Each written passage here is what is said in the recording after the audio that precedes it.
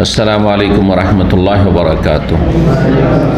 इन्नल हम्दुलिल्लाह नहमदुहु व नस्तईनुहु व नस्तगफिरुहु व नऊज़ु बिल्लाहि मिन शुरूरि अनफुसिना व मिन सय्यिआति अमालिना। मन यहदिहिल्लाहु फला मुदिल्ल लहु व मन युद्लिल फला हादिय लहु। व अशहदु अन ला इलाहा इल्लल्लाहु वहदहु ला शरीका लहु व अशहदु अन्न मुहम्मदन अब्दुहु व रसूलुहु सल्लल्लाहु तआला अलैहि व अला आलिहि व सहबिहि व सल्लम तस्लीमन कसीरा। अम्मा बाद फ़क़द क़ालल इमामुल बुखारी रहमहुल्लाहु ताला बाबुल खौखति वल ममर्र फिल मस्जिद।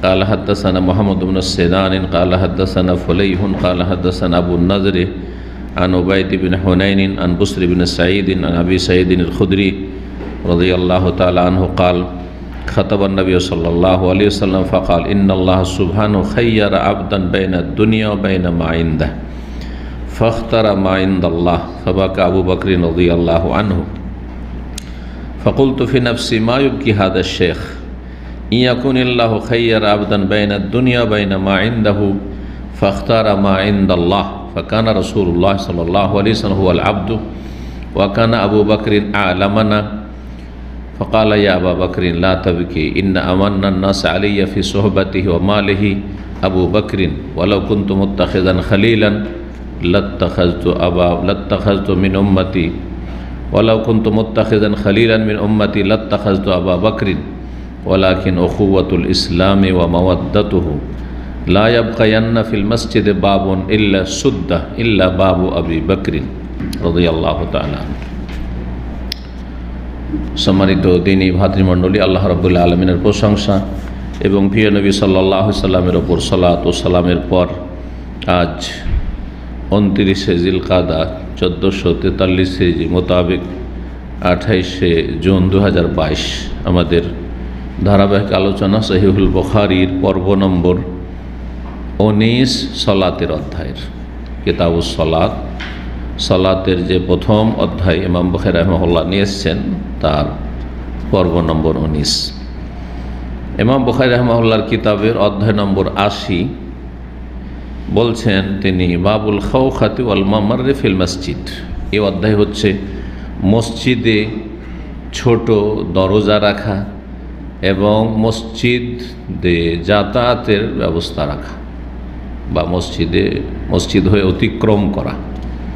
তাহলে দুটি বিষয় অধ্যায় এসছে। একটি হচ্ছে যে ছোট ছোট দরজা মসজিদে, মেন দরজা তো থাকবেই মুসল্লিদের প্রবেশের জন্য, এছাড়াও কি ছোটোখাটো দরজা রাখা যেতে পারে বিশিষ্ট ব্যক্তিদের প্রবেশের জন্য। যেমন আজকাল মসজিদে ইমাম মুয়াজ্জিনের ঢোকার জন্য কিবলার দিকে একটি দরজা থাকছে। এই ছোট দরজা হচ্ছে খাওখা, জানালার চাইতে একটু বড় আর দরজার চাইতে ছোট। যে দরজা আর ফাটক, বড় দরজা ছোট দরজাগুলো দরজা সব আবওয়াব। তো এটাও এক ধরনের দরজা যেটা দিয়ে মানুষ যাতায়াত করতে পারে, কিন্তু আমভাবে নয়, মানে সকলের নয়, বিশেষ ব্যক্তি বা বিশেষ বিশেষ ব্যক্তি, অল্প স্বল্প কিছু লোক, বিশেষ বিশেষ মানুষের জন্য ইত্যাদি। যেমন আবু বকর সিদ্দিক রাদিয়াল্লাহু তাআলা আনহুর বাড়ি থেকে সরাসরি মসজিদ নববীতে প্রবেশের জন্য যে ছোট্ট দরজাটি ছিল, তো ওই হাদিস থেকে এখানে দলিল নিয়ে এসেছেন ইমাম বুখারী রাহিমাহুল্লাহ যে ছোটোখাটো দরজা মসজিদে বিশিষ্ট ব্যক্তিদের জন্য প্রয়োজনে ছাড়া যেতে পারে বা রাখা যেতে পারে। আর মাররায় মুর মানে অতিক্রম করা, যাতায়াত করা। তো মসজিদ হয়ে অতিক্রম করা, মসজিদের এপার থেকে ঢুকলো আর ওপার দিয়ে চলে গেল। যেমন আমাদের ইসলামিক সেন্টারের মসজিদে আমরা করি, ইসলামিক সেন্টার থেকে নিচে দিয়ে বেরোলাম, দিয়ে ওই দিক থেকে বেরিয়ে আমরা পার্কিংয়ে দিয়ে চলে গেলাম, অথবা কোনো প্রয়োজনে চলে গেলাম। মসজিদে বসলামও না, মসজিদে প্রয়োজনও নেই হয়তো, এখন হয়তো যাচ্ছি অথবা ঢুকছি ওই দিক থেকে, কখনো ওই দিক থেকে আসলাম, গাড়ি পার্ক করে দিক থেকে চলে আসলাম মসজিদ দিয়ে। তো এর বৈধতা জায়েজ আছে, প্রয়োজন না, এটাও জায়েজ আছে, কোনো অসুবিধা নেই ইনশাআল্লাহ। এতে কোনো মসজিদের অবমাননা নয়। মসজিদের এপার থেকে ওপার, অধিকাংশ মসজিদগুলোতে এখানে দরজা 3 দিকে আছে, বরং 4 দিকেও আছে, তাই না? তো এপার থেকে ওপার ঢুকলো আর চলে গেল। এখন সলাতের সময় নয়, আজান হয়নি যে মসজিদে অবস্থান করতে হবে, অথবা অজুখানা ওই দিকে আছে, অজুখানা এই দিক থেকে ঘুরে অত দূর দিয়ে যাবে, মসজিদের ভিতর দিয়ে চলে গেল আর ওই দিক থেকে অজুখানায় চলে গেল, জায়েজ আছে, কোনো অসুবিধা নেই ইনশাআল্লাহ। তো এইসব মশলাগুলির দলিল সামনে আসছে দুটো হাদিসের সম্পর্ক হচ্ছে আবু বকর সিদ্দিক রাদিয়াল্লাহু তাআলা আনহুর সাথে, তার ফজিলতের সাথে। দেখুন 466 নম্বর হাদিস, সাহাবী আবু সাঈদ খুদরি রাদিয়াল্লাহু তাআলা আনহু বর্ণনা করছেন, তিনি বলেন খাতাবান নবী সাল্লাল্লাহু আলাইহি ওয়াসাল্লাম, নবী সাল্লাল্লাহু আলাইহি ওয়াসাল্লাম খুতবা দিলেন, মানে বক্তব্য করলেন। খুতবা দেওয়া মানে হচ্ছে বক্তব্য করা, খেতাব করা। খুতবা মানে শুধু জুমার খুতবা আর ঈদের খুতবা, আর তা হইতে হবে আরবি ভাষায় মন্ত্রের মতো, হ্যাঁ, বাঙালি জাতির জন্য, উর্দু ভাষীর জন্য, অনারবের জন্য, এটি অযৌক্তিক। আমাদের একজন বড় শেখ সৌদি আরব ছিলেন, যে এমন শরীয়ত আল্লাহ নাজিলই করতে পারেন না, যেই শরীয়তে কোনো যুক্তি নেই যে আরবি ভাষায় খুতবা হইতে হবে, বাঙালি জাতির জন্য আরবি ভাষায় খুতবা হবে, কী যুক্তি আছে, কোন ফায়দাটা আছে? কোনো ফায়দা নেই। যার ফলে এই ফতোয়া, যে হানাফি মজহাব অন্যান্য আরও কিছু মজহাবের ফতোয়া রয়েছে যে আরবিতেই খুতবা হইতে হবে, এটি একেবারে স্পষ্ট ভুল ফতোয়া এবং মানুষকে বড় ধরনের উপকারিতা থেকে, দ্বীন শিক্ষা থেকে বঞ্চিত রাখা, অজ্ঞতার কারণে অথবা মজহাবি গোঁড়ামির কারণে, অন্ধ তকলিদের কারণে। আল্লাহ হেদায়েত দান করুন এসব আলেম সমাজকে, যার মানুষকে এইভাবে হক থেকে এবং সত্য থেকে আর দ্বীন শিক্ষা থেকে সকল স্তরের মানুষরা জমা মসজিদে আসে। বেনামাজি গোটা বছরের বেনামাজি, গোটা সপ্তাহের বেনামাজি মসজিদে আসে না, জুমাতে আসে। মন্ত্রী, মিনিস্টার, যত বড় বড় পয়সাওয়ালা বেদিন, তাও মনে করে একটা জুমাটা তো পড়ি, জুমাতে আসে। ঈদটা তো পড়ি, ঈদ পড়া জুমা পড়া, অধিকাংশ মুসলিমে তো ঈদ পড়া জুমা পড়া মুসলমান। কোথায় পাবেন যে অধিকাংশ মুসলিম 5 ওয়াক্ত নামাজ পড়া মুসলমান? সুতরাং এই সব মুসলিমদেরকে, যারা মানে নামে মুসলিম, তাদেরকে ইসলামের দাওয়াত দেওয়ার বড় একটি স্টেজ হচ্ছে এই জুমার মেম্বার আর ঈদের মেম্বার। যেখানে যেই দেশে যেই ভাষা বুঝে মানুষ সিংহভাগ, সেই দেশের ভাষায় খুতবা হইতে হবে। যদি খতিব সেই দেশের ভাষা বুঝে আর খতিব হবে সেই ভাষাভাষী হবে, ইল্লা মাশাআল্লাহ মাঝে মধ্যে কখনো 2-4 বছর 10 বছর কি একজন আরব থেকে বড় শেখ চলে গেল, মসজিদ হারাম ইমাম চলে গেল, তখন ভিন্ন বিষয় রাইজ। সেই ক্ষেত্রে উত্তম হচ্ছে যে তার খুতবাটি অনুবাদ করে দাও, না হলে কি ফায়দা হলো? তাবাররুক হাসিল করলেন, মসজিদ হারাম থেকে ইমাম গেল আর আরবিতে খুতবা হইল, আর জাতি খুতবা শুনলো যে ইমামে হারাম খুতবা দিলেন বা বড় শেখ এসে খুতবা দিলেন, হ্যাঁ, সৌদি আরব থেকে, কিন্তু তার বাংলা অনুবাদ হলো না। অনারবদের জন্য ইংরেজদের দেশে ইংলিশে অনুবাদ হলো না, উর্দু ভাষীদের মধ্যে ইন্ডিয়া পাকিস্তানে উর্দুতে অনুবাদ হলো না, কি ফায়দা হইল? কোনো ফায়দা নেই। সুতরাং এক্ষেত্রে উচিত হবে জুমা শেষ হয়ে তার তরজমা হয়ে যাওয়া। তো নবী সাল্লাল্লাহু আলাইহি সাল্লাম একবার খুতবা দিলেন, বক্তব্য করলেন। এই যে নবী সাল্লাল্লাহু আলাইহি সাল্লামের অসুস্থ অবস্থা, যখন প্রথমখানে অসুস্থ হয়ে গেলেন, যে অসুস্থতা ইন্তেকাল করেন সাল্লাল্লাহু আলাইহি ওয়াসাল্লাম, জি, মারদুল মৌত, জি, তাতে খুতবা দিয়েছিলেন। আর তারপরে তিনি বলেন, অসুস্থ ছিলেন, বলেন ইন্নাল্লাহ সুবহানাহু খায়্যারা আবদান বাইনাদ দুনিয়া বাইনা মা ইনদাহু, নিশ্চয় আল্লাহ সুবহানাহু ওয়া তাআলা ইখতিয়ার দিলেন। ইখতিয়ার দেওয়া মানে অপশন দেওয়া। ইংলিশে শব্দ আছে একটা শব্দে, আর আরবিতে শব্দ আছে খাইয়ারা ইউখাইয়ারু। এই জন্য কম্পিউটার ভাষায় একটা অপশন আছে না, তো অপশনে ওখানে খেয়ার, যদি আপনার অ্যারাবিক মিডিয়াম কম্পিউটার থাকে তো ওখানে খেয়ার লেখা আছে। খেয়ার মানে হচ্ছে অপশন, এটাও করতে পারেন ওটাও করতে পারেন। কমপক্ষে অপশনে যেন দুটো লাগে, কিন্তু 10টাও হইতে পারে। আপনার সামনে 10টা আছে, 10টার একটা নেন, এটি অপশন। কথা বলছেন? আপনার সামনে 3টি রাস্তা আছে, হ্যাঁ, হয় কম বেতনে কন্ট্যাক্ট করেন, হ্যাঁ, আর না হলে দেশে চলে যান, আর না হলে রিলিজ দেন। হইলো কি হলো না? এগুলোকে অপশন বলা হয়। জি, তো এটার একটা শব্দে, অনেক ভাষায় আছে যে একটা শব্দে সেটা ব্যক্ত করা যায়, আবার অন্য ভাষায় যখন নিয়ে যাবেন এক শব্দে তখন ব্যক্ত করতে পারবেন না। তা আমি এর আগে অনেকবার আপনাদের জিজ্ঞাসা করেছি যে অপশনের বাংলা কি? মোরাক্কাব পাবেন, মুফরাদ পাবেন না। মানে অপশন একটা শব্দ, এক শব্দ দিয়ে অনুবাদ, এটা পাবেন না। তবে একাধিক বিষয়ের মাঝে কি দেওয়া? চয়ন করার, বাছাই করার, নির্বাচন করার স্বাধীনতা দেওয়া। এতটি কথা বলতে হইল, তাই না? আর যদি কেউ পান এক শব্দে তাহলে আমাকে জানাবেন, তাহলে আমারও ইলমে ইজাফা হবে। কথা বোঝা গেছে? জি। তো কি বলছেন নবী সাল্লাল্লাহু আলাইহি ওয়াসাল্লাম? আল্লাহ সুবহানাহু ওয়া তাআলা ইখতিয়ার দিলেন, মানে চয়েস করার, পছন্দ করার, কি দিলেন? স্বাধীনতা দিলেন, যে তুমি এটাও করতে পারো, ওইটাও করতে পারো। কি, কাকে দিলেন? আবদান, জনৈক বান্দাকে। বললেন না সে বান্দাকে, একজন বান্দাকে আল্লাহ রাব্বুল আলামিন অপশন দিলেন, ইখতিয়ার করার, বাছাই করার স্বাধীনতা দিলেন। কিসের মাঝে? বাইনা দুনিয়া, যে দুনিয়ায় থাকবে আরও দীর্ঘদিন, নাকি অবাইনা মাইন্দাহু, আল্লাহর কাছে যদি তোমাকে ডাকা হয় চলে আসবে।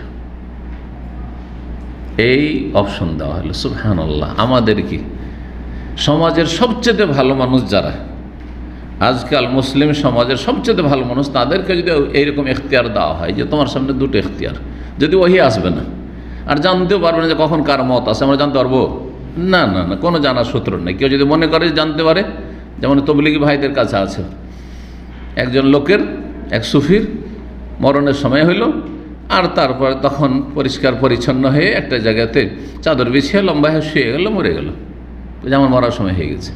এগুলো সব ভ্রষ্টতা, গুমরাহি, আলেমুল গায়ব, আল্লাহর সাথে শরীক করে ফেলল। এইসব কিস্সা এই তবলিগি জামাতের আর ফাজাইল আমলের শিরকের দিকে আহ্বান।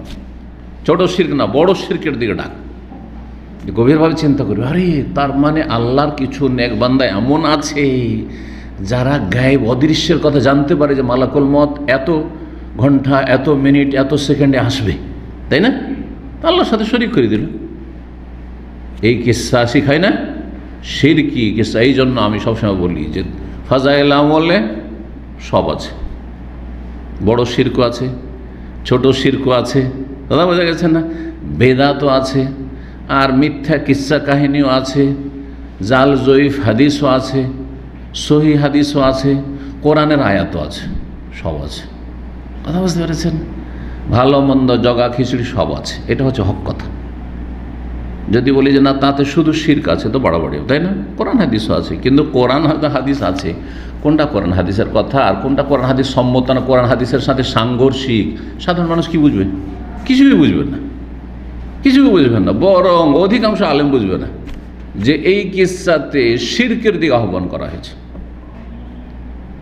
কথা বোঝা গেছে না? এরকম বহু কিস্সা কাহিনী আমাদের সমাজে আছে। তো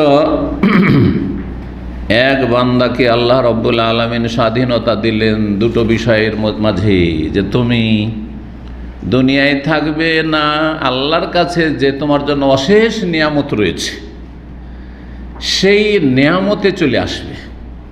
আল্লাহর কাছে চলে আসতে চাও, আমাদেরকে যদি স্বাধীনতা দেওয়া হয়, এক্ষুনি ধরেন আপনাদেরকে, যে কি মরবে না থাকবে? কেউ আছে যে আমি মরে যাবো এখনই? বলবে কেউ? বলবেন না ভাই, আর বাঁচি কিছুদিন, আছে পরিবার আছে, ছেলে মেয়ে আছে, তাই না? আরও কিছু খুব সৎ নিয়ত থাকে, আরও কিছুদিন বাঁচবো, আরও মেলা রমজান পাবো, মেলা হজ পাবো, মেলা লাইলাতুল কাদার পাবো, মেলা আশরে জিলহজ মাসের 10 দিন পাবো, এসব তাবিল করে নেবো। করবো না? কিন্তু মরতে চাইবো না কেউ। কিন্তু রাসূলুল্লাহ সাল্লাল্লাহু আলাইহি ওয়াসাল্লাম তার কথা শোনেন। জি, এই যখন ইখতিয়ারের ফাখতারা মা ইনদাল্লাহ, আল্লাহর কাছে যে অশেষ নিয়ামত রয়েছে তা তিনি বাছাই করে নিন। আল্লাহ, আমি দুনিয়া চাই না, তোমার কাছে যে নিয়ামত আছে সেটা চাই। ওই বান্দা, এখনো বলা হয়নি কে, তিনি, সে বান্দা কি করলেন? আল্লাহর কাছে যা আছে তা তিনি নিজের জন্য বাছাই করে নিলেন, নির্বাচন করে নিলেন। জি, এই কথা বলতেই আবু বকর সিদ্দিক রাদিয়াল্লাহু তাআলা আনহু কাঁদতে শুরু করলেন। সুবহানাল্লাহ। ফাবাকা আবু বকর রাদিয়াল্লাহু আনহু, আবু বকর সিদ্দিক রাদিয়াল্লাহু তাআলা আনহু কান্না করতে শুরু করলেন। এই কান্নাটা অনেক সাহাবীর জন্য আশ্চর্যের বিষয়, হাস্যকর। আরে কাঁদছে, দেখো তো, মানে আপনাদের এখানে বসে থাকতে তো এমনি যদি একটা লোক কাঁদতে লাগে, অথবা এমনি একটা কিস্সা বয়ান করছে, যাতে কোনো রকম আখিরাত বা আযাবের কথা থাকলে না কান্না ঠিক আছে, কিন্তু এমনি একটা কিস্সা শুনতে শুনতে সবাই হাসছে, হাসি খুশি, আর যদি একজন কাঁদতে লাগে তো কি বলবেন, অবাক হবেন না হবেন না? বাবা কাঁদছে কেন রে? তো আবু বকর সিদ্দিক রাদিয়াল্লাহু কাঁদতে শুরু করলেন। ফাকুলতু ফি নাফসি, আবু সাঈদ খুদরী রাদিয়াল্লাহু তাআলা আনহু বলছেন যে আমি তো খুলে বলতে পারছি না, কিন্তু মনে মনে বললাম যে মা ইউবকি হাজার শেখ, এই বুড়ো কাঁদছে কেন? শেখের কয়েকটি অর্থ হয়, কে জানে? কেউ জানে শেখের কয়টি অর্থ হয়? হ্যাঁ, শেখের 3টি অর্থ মাশাআল্লাহ। একটি হচ্ছে বয়সের দিক থেকে শেখ, শেখুল ওমর বলা হয়, এজ বয়সের ক্ষেত্রে, আয়ুর ক্ষেত্রে শেখ। তো যে যত বেশি বয়স্ক, দাড়ি সাদা হতে লেগেছে শেখ, খালাস, এসব শেখ, যত দাড়ি সাদা। হ্যাঁ, শেখুল ওমর 70 বছর 80 বছর বয়সে গেছে শেখ। ও আবু না শেখুন কবির, কোরআনে আল্লাহ বলছেন, ওই যে দুই মেয়ে বলছে আমাদের আব্বা কেন পানি ছাগল চড়াইতে পারে না আর পানি উঠাতে পারে না, কারণ শেখুন কবির, অতি বৃদ্ধ। এই না শেখুন কবির বড় আলেম নয়। হ্যাঁ হ্যাঁ। আর 2 নম্বর শেখুল এলম, না শেখুল এলম, এলেমের শেখ, হয়তো বয়স 20 বছরই হইতে পারে। ইমাম মালিক রাহিমাহুল্লাহ, ইমাম বুখারী, এরা 15 বছর 16 বছরে বড় শেখ, বড় শেখ। শেখুল এলমের শেখের জন্য বয়স লাগে না, এই শেখ হয়ে যেতে পারে, এলম থাকলেই হলো। এখানে এসে বলছি আমার জায়গায় যদি কাজ করে দিতে পারে, আমি যখন ছুটি যাব, হ্যাঁ কোথাও যাব, তখন যদি করে দিতে পারে খালাস, এই শেখ আর আপনারা শেখের ছাত্র সব, ঠিক আছে না? 14 বছরের শেখ, অসুবিধা নেই, সাবালক হওয়া শর্ত নেই, শেখুল এলম হওয়ার জন্য। জি, আল্লাহ তৌফিক দান করুন। 3 নম্বরটা জানেন না? হ্যাঁ, হ্যাঁ, এই যে দুবাইয়ের শেখ, এদেশে সরকার নেতাদেরকে আমির বলা হয়, তাই না? কিন্তু দুবাইতে কিন্তু আমির বলা হয়, কি বলা হয়? শেখ, শেখ বলা হয়। মোহাম্মদ বিন রাশেদ, শেখ মোহাম্মদ বিন রাশেদ, যে দুবাইয়ের রাজা, সে হচ্ছে শেখ, হ্যাঁ, সমু শেখ মোহাম্মদ বিন রাশেদ। এইভাবে শেখ, সব শেখ। তো এরা কোন শেখ? শেখ হল মাল, নেতৃত্বের শেখ, পয়সার শেখ। জি, আর একটা শেখ আছে আমাদের দেশে, সেটা হচ্ছে বংশীয় শেখ, শেখ মুজিব, শেখ হাসিনা, কথা বোঝা গেছে না? এটা বংশীয় শেখ। কখনো মনে করেন যে আছে, মেলা এলাকা আছে, পশ্চিমবঙ্গের দক্ষিণবঙ্গের দিকে আছে, সব অনেকে দেখি যে আমার সাথে যোগাযোগ করে, নাম কি বলছে? ইউনুস শেখ। তো যারা বংশীয় শেখ তাদের অধিকাংশ কিন্তু শেখটা পরে লাগায়, কেন আগে লাগাইলে তো বড় শেখ হয়ে যাবে, তো আগে কম লাগায়, পরে লাগায়। আবার ওদের মধ্যে যারা একটু সিনিয়র, ওরা আগে লাগাইতে গোলমালে ফেলে দেয়, যে কোন শেখ রে বাবা, ইলিমের শেখ না বংশীয় শেখ, কথা বোঝা গেছে না? জি, শেখ মুজিব তো আগে লাগাচ্ছে, মুজিব শেখ তো বলছেন না, বললে অবমাননা হয়ে যাবে। কিন্তু আমাদের জনগণ, সাধারণ জনগণরা কি করে? সাধারণত এরকম করে রাখে, হ্যাঁ, আবদুল্লাহ শেখ, জি, বংশীয় শেখ। তো 4টা হয়ে গেল, কিন্তু এটা আরবরা জানেন না, এটা আমাদের আবিষ্কার। জি, কি ব্যাপার? মায়ুব কি হাজার শেখ, এ বুড়ো কান্না কেন করছে? কান্নার কারণ কি? অবাক হচ্ছে আমি মনে মনে। ইয়াকুন আল্লাহু খাইয়ারা আবদান বাইনা দুনিয়া বাইনা মা ইনদাহু, যদি আল্লাহ কোনো বান্দাকে এইরকম স্বাধীনতা দেন, অপশন দেন যে দুনিয়া নিবে না আখেরাত নিবে, দুনিয়া নিবে না আল্লাহর কাছে যা আছে তা নিবে, তো আল্লাহর কাছে চলে আসতে চাই, বা আল্লাহর কাছে যা আছে চলে আসতে চাই, এতদূর তো বুঝছেন না। আল্লাহর কাছে যে নিয়ামত আছে সেটা চেয়েছে, দুনিয়া চাইনি, সে দুনিয়ার ওপর প্রাধান্য দিয়েছে কাকে? আখেরাতকে। তাহলে এতে আবার কান্নার কি আছে? আর কোনো একজন জনৈক বান্দার ঘটনা বর্ণনা করছেন রাসূলুল্লাহ সাল্লাল্লাহু আলাইহি ওয়াসাল্লাম, এতে আবার কান্নার কি আছে? মানে এতদূর আবু সাঈদ খুদরী বুঝতে পারেননি যে ওই বান্দা হচ্ছেন স্বয়ং রাসূলুল্লাহ সাল্লাল্লাহু আলাইহি ওয়াসাল্লাম, এটা বুঝতে পারেননি, সেই জন্য অবাক। ফাখতারা মা ইনদাল্লাহ, সুতরাং সেই ব্যক্তি আল্লাহর কাছে যা আছে তাই নিজের জন্য চয়ন করলো, তাতে এমন কি কান্নার আছে? ফাকানা রাসূলুল্লাহ ওয়াল আবদ, কিন্তু পরে বুঝতে পারলাম যে রাসূলুল্লাহ সাল্লাল্লাহু আলাইহি ওয়াসাল্লাম হচ্ছেন সেই বান্দা, যেই বান্দাকে আল্লাহ কি করেছেন? স্বাধীনতা দিয়েছেন, দুনিয়ায় থাকবে না, আল্লাহর কাছে যা আছে তা নিবে। তো আল্লাহর কাছে যা আছে তা নিবে মানে কোথায় পাওয়া যাবে? দুনিয়াতে পাওয়া যাবে? আসতে হবে তাহলে, মরার পরে আল্লাহর কাছে যে নিয়ামত রয়েছে, স্থায়ী নিয়ামত, তা পাওয়া যাবে। দুনিয়ার সমস্ত নিয়ামত আল্লাহর, কিন্তু অস্থায়ী নিয়ামত, এই নিয়ামত এমন তুচ্ছ নিয়ামত, সারা দুনিয়া মিলে মাছির নানা পরিমাণ বরাবর রাখেন আখেরাতের তুলনায়। জি, ওয়াকান আবু বকরিন আলামানা, বলছেন আবু সাঈদ খুদরী যে আবু বকর সিদ্দিক রাদিয়াল্লাহু আনহু সত্যি আমাদের মধ্যে সবচেয়ে বেশি জ্ঞানী, সেজন্য তিনি বুঝতে পেরেছেন, আমরা কিছু বুঝতে পারিনি ঘটনা কি, ব্যাখ্যাটা কি, এই কথা রহস্য বা কি বলতে চাইছেন নবী সাল্লাল্লাহু আলাইহি ওয়াসাল্লাম।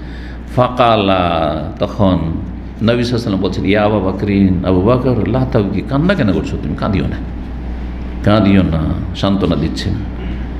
আর তার ফজিলত বয়ান করছেন যে তোমার কত অবদান রয়েছে, ইহসান রয়েছে, অনুগ্রহ রয়েছে আমার উপর। কোনো ব্যক্তি আমার উপর ইহসান করে রাখেনি। সবচেয়ে বেশি ইহসান যদি থাকে কারো আল্লাহর পরে, তাহলে আবু বকর আমার উপর রয়েছে। জি, বলছেন ইন্না আমান-নাস আলাইয়া ফি সুহবাতি ওয়া মালি আবু বকরিন, নিশ্চয় মানব জাতির মাঝে সবচেয়ে বেশি অনুগ্রহকারী আমার ওপর, ফি সোহবাতেহি মানে সংসর্গের ক্ষেত্রে বা সঙ্গী হওয়ার ক্ষেত্রে, জি, বা সাহচর্যের ক্ষেত্রে, যাই বলেন, অমালিহি আর ধন সম্পদের ক্ষেত্রে, মানে আমার সঙ্গ দিয়ে, সাথ দিয়ে আর ধন সম্পদের দ্বারা সবচেয়ে বেশি যিনি ইহসান করেছেন তিনি হচ্ছেন আবু বকরিন রাদিয়াল্লাহু তাআলা আনহু।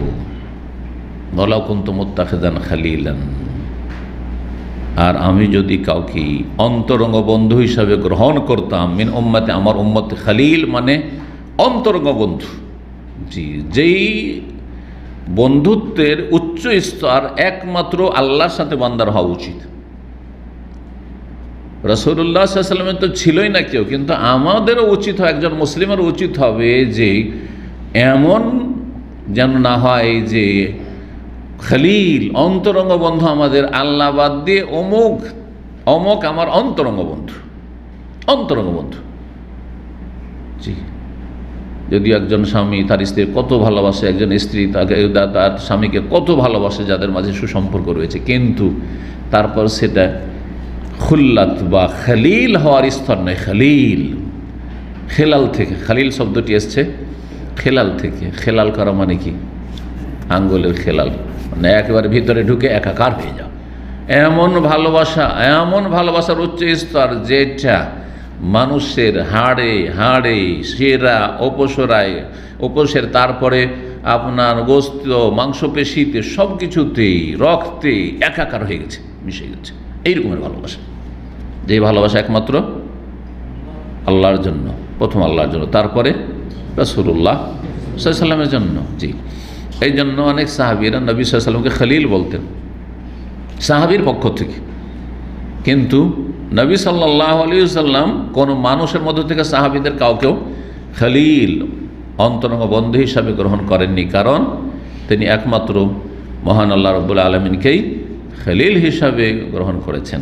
জি, অন্তরঙ্গ বন্ধু একাধিক থাকবে এটাও হয় না, অন্তরঙ্গ বন্ধু একাধিক থাকবে এটাও হয় না। জি, তো যদি হয় একাধিক লোকের সাথে আমার খুব ঘনিষ্ঠতা আছে, হ্যাঁ ঘনিষ্ঠ বন্ধু, কিন্তু এই খলিল শব্দ শেখানো না, হাবিব, রফিক, সাদিক, আখি, এগুলো বলেন। জি, তো তাই বলছেন যে যদি আমার উম্মতের মধ্য থেকে কাউকে আমি অন্তরঙ্গ বন্ধু হিসাবে গ্রহণ করতাম, লাত্তাখাযতু আবু বকরিন, তাহলে আবু বকরকে আমি খলিল অন্তরঙ্গ বন্ধু হিসাবে গ্রহণ করতাম। অন্য রিওয়ায়াতে রয়েছে ওয়ালাকিন খালিল ইয়া রব্বি, তবে আমার অন্তরঙ্গ বন্ধু হচ্ছে আমার রব মহান আল্লাহ তাআলা।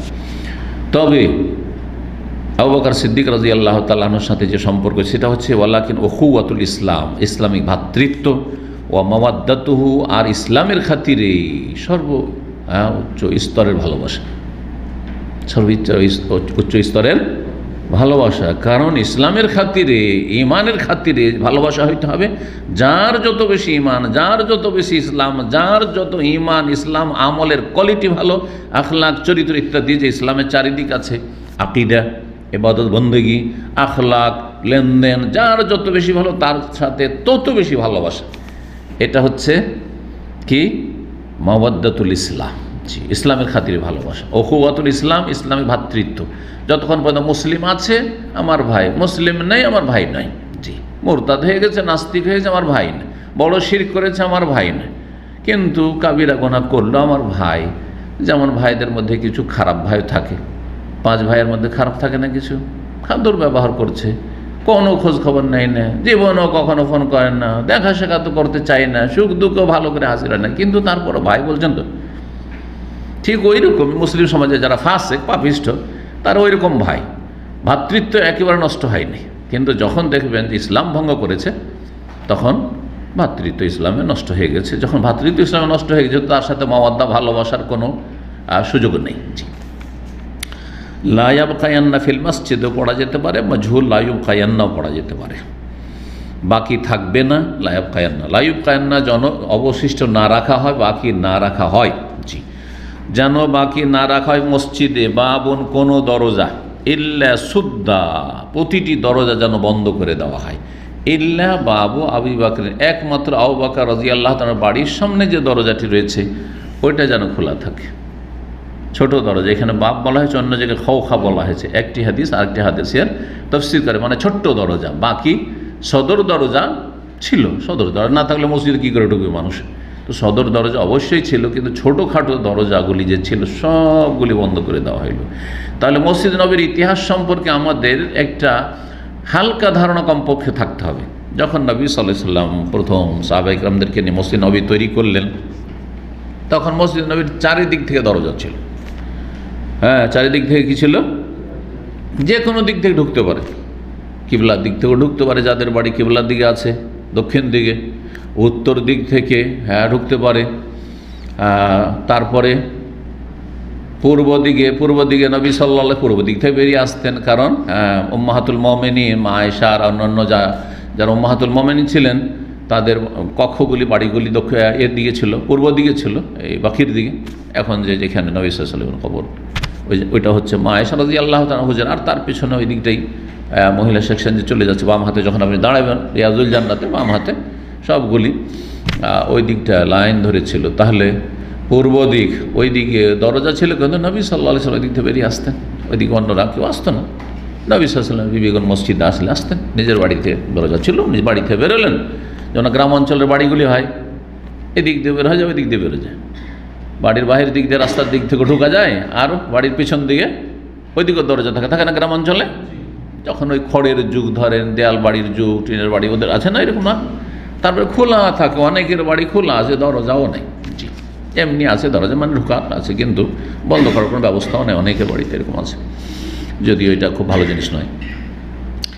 তো যাই হোক, এইরকমটা ছিল, সব দিক থেকে আসতে পারতো। যার বাড়ি যেদিকে ওই দিক থেকে আজান হইলো বা তার আগে মসজিদে ঢুকে পড়লো, সুবিধা, এইদিক ওইদিক ঘুরতে হবে না। ছোট ছোট দরজা ছিল আর বড় দরজা কিছু ছিল। নবী সাল্লাল্লাহু ছোট ছোট যতগুলি দরজা আছে সবার বাড়ি থেকে আসছে, যে যেদিক থেকে পারছে আসছে, সবগুলি বন্ধ করে দাও, সবগুলি কি করো? বন্ধ করে দাও। একমাত্র ছোট্ট একটি দরজা, এটা আবু বকর সিদ্দিক রাদিয়াল্লাহু বাড়ির দিক থেকে আসছে, ওইটা রাখো। সেটা ছিল কোন দিকে? পশ্চিম দিকে। পশ্চিম দিকে কি? বাবুস সালাম, তারপরে বাবুর রাহমা, জানা আছে না? নাই, এক নম্বর যেটা গেট সেটা বাবুস সালাম, হ্যাঁ, যেটা পরে এক্সটেনশন হয়েছে মনে করেন, নবী সাল্লাল্লাহু আলাইহি ওয়াসাল্লাম ওই দিক ছিল না। আর তারপরে বাবুর রাহমা, আর তারপরে দরজা। তো এই বাবুর রাহমার এই দিকে একটা জায়গায় এখনও লেখা আছে, জি, লেখা আছে যে হাযিহি খাওখাতু আবু বকর রাদিয়াল্লাহু, এটি হচ্ছে আবু বকর সিদ্দিক রাদিয়াল্লাহু তাআলা আনহুর ছোট্ট দরজা। নবী সাল্লাল্লাহু মসজিদে নবীর সেই জামানায়। জি, এটা ছিল কোন দিকে? পশ্চিম দিকে ছিল। যখন হারামে আপনি ঢুকবেন, নবী সাল্লাল্লাহু কবরের দিকে যাচ্ছেন, আর বাম হাতে ওইটা পড়বে আর কি। তো এইটা শুধু থাকবে, আর বাকি সব বন্ধ করে দিয়ে মেন দরজা কোন দিকে রাখা হইল? দরজা রাখা হইল কেবলার উল্টো দিকে। কেবলা হচ্ছে কোন দিকে? দক্ষিণ দিকে। তাহলে উত্তর দিকে বড় দরজা রাখা হলো। তাহলে মসজিদ নববীতে যদি ঢুকতে হয়, সাধারণ জনগণ ঢুকে কোন দিক দিয়ে ঢুকতে হবে? উত্তর দিক থেকে। হ্যাঁ, কিং ফাহাদ গেট এখন অনেক বড় হওয়ার পরে মেন গেট কি?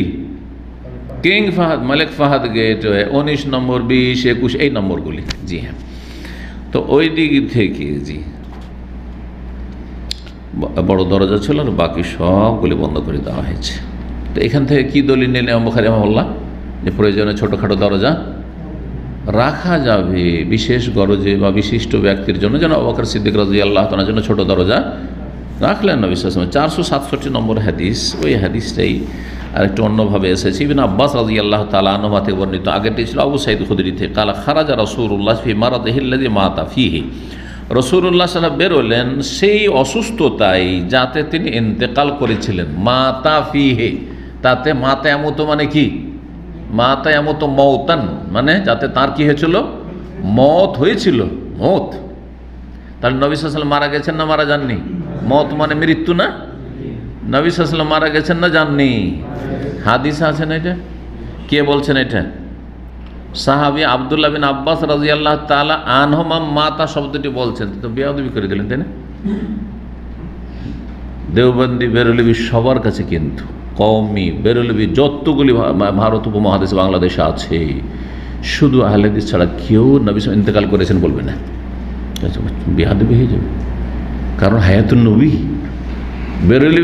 বেরলভীরা তো বেরলভী, এমনকি দেওবন্দিরা বলছেন নবী সাল্লাল্লাহু আলাইহি ওয়াসাল্লাম আমাদের মতো বেঁচে আছেন।